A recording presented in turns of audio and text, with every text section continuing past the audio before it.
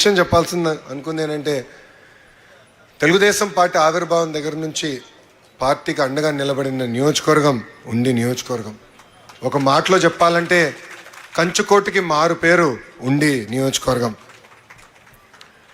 108 ఏళ్ల చరిత్ర ఉన్న ఉండి జెడ్పీ హై స్కూల్ని రెనోవేట్ చేశారు రఘురామకృష్ణరాజు గారు. నా చేతులుగా ఆ రెనోవేషన్ని ఓపెన్ చేస్తున్న నిజంగానే నా అదృష్టంగా భావిస్తున్నా.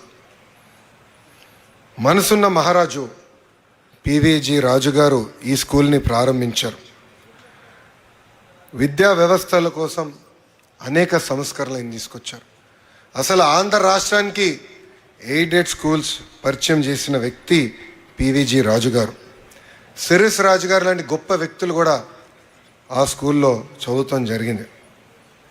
ఇప్పుడు మన ఫైర్ బ్రాండ్ ఆర్ఆర్ఆర్ గురించి కూడా ఒక 2 మాటలు చెప్పాల్సిన అవసరం ఉంది. ఆర్ఆర్ఆర్ అంటే ఏంటో తెలుసా? Real, responsible, rebel.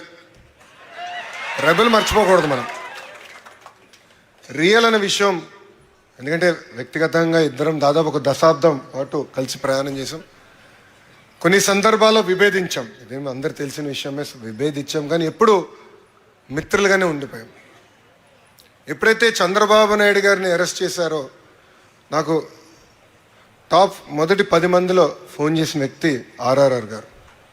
వేరే పార్టీ అయినా ఫోన్ చేసి జరిగింది కరెక్ట్ కాదు, లేదు మీకు అండగా నిలబడతాం, లీగల్గా నీకు ఏం హెల్ప్ కావాలంటే కూడా గైడ్ చేస్తానన్నారు.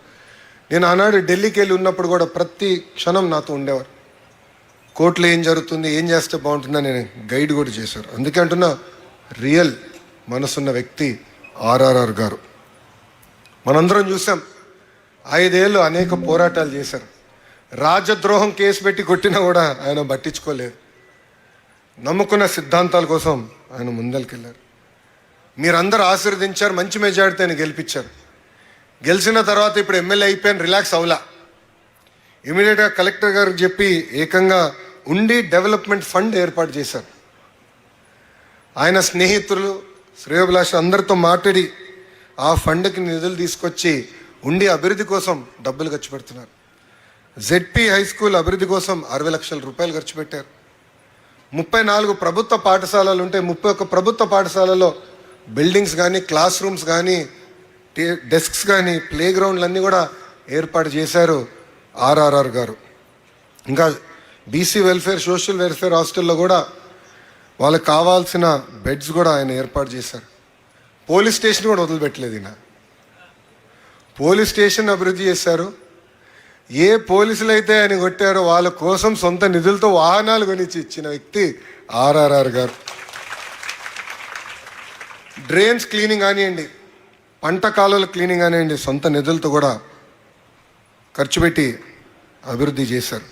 సురక్షితమైన తాగునీరు కోసం 34 వాటర్ బెడ్ ఫిల్టర్స్ కూడా ఆయన రిపేర్లు చేయించారు. ఇంకా ఉండి టు జోలపాలెం లింక్ రోడ్ అభివృద్ధి కార్యక్రమం మొదలుపెట్టారు.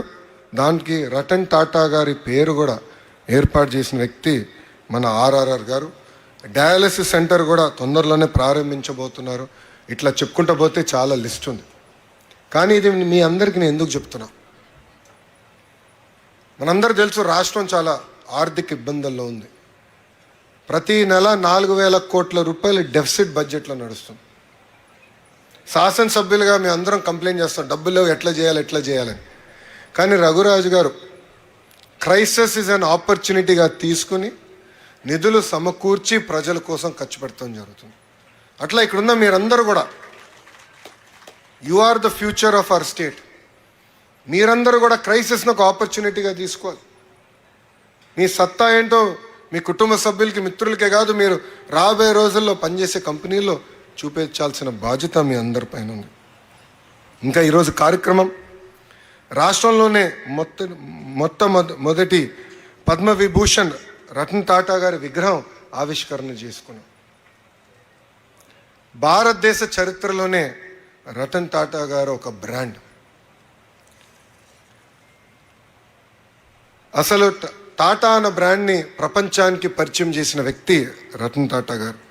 వ్యాపారమే కాదు, విలువలు కూడిన వ్యాపారం చేయాలని పదే పదే సమాజానికి చెప్పిన